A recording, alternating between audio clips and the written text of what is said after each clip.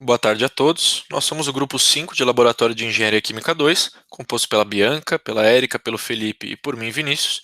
E nós vamos apresentar um trabalho a respeito da operação unitária de peneiramento. Bom, dando primeiramente uma introdução sobre o assunto, peneiramento é uma operação unitária muito utilizada em diversas situações. Para separar componentes de uma mistura sólida heterogênea, como um conjunto de pedras, por exemplo, ou também para determinar o tamanho das partículas. Esse processo pode ser realizado de forma mecânica, ou seja, através do uso de máquinas, ou manualmente, como a gente pode observar na figura ao lado. O princípio utilizado para essa separação é a diferença entre os tamanhos das partículas e o instrumento é a própria peneira. A peneira possui aberturas com diâmetros definidos, que são as malhas, e assim passam por ela somente as partículas que forem menores a essas aberturas, enquanto as demais ficam retidas. De acordo com algumas características dessas peneiras, elas podem ser divididas em três grupos. Primeiro, nós temos as peneiras do grupo de crivos, como mostrado na figura ao lado. Os crivos são formados por chapas metálicas compostas por furos de diferentes formas e dimensões. Além dos crivos, nós temos as grelhas, como mostra a figura ao lado, e elas são formadas por barras metálicas paralelas e com espaçamento regular. Por último, nós temos também as peneiras de telas, que são formadas por fios metálicos ortogonais, que formam quadrados ou retângulos, formando malhas características, como a gente pode ver na figura também. A gente pode trabalhar de duas maneiras, com apenas uma peneira, onde só vai se obter duas frações, uma com partículas menores que passaram pela peneira e partículas maiores que ficaram retidas nela,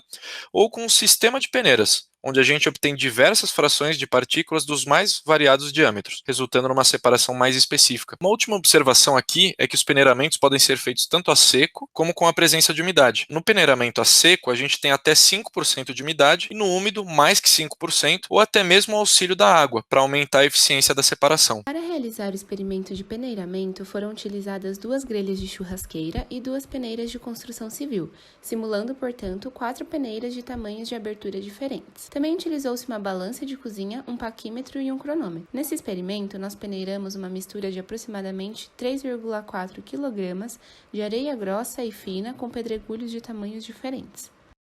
Agora, vou descrever o procedimento experimental.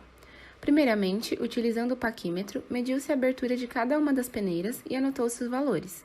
A abertura das grelhas tinha um formato circular e das peneiras tinha um formato quadrado. Iniciamos então o procedimento de peneiramento, começando com a peneira de maior abertura, que denominamos de peneira 1.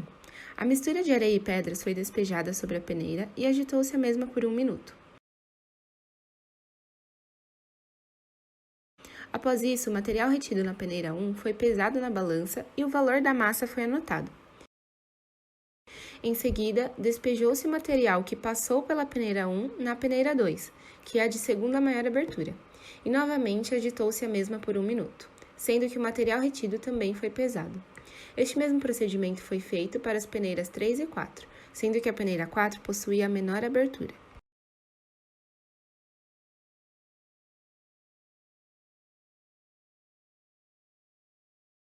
Todos os materiais retidos foram pesados e as massas anotadas para posterior cálculo.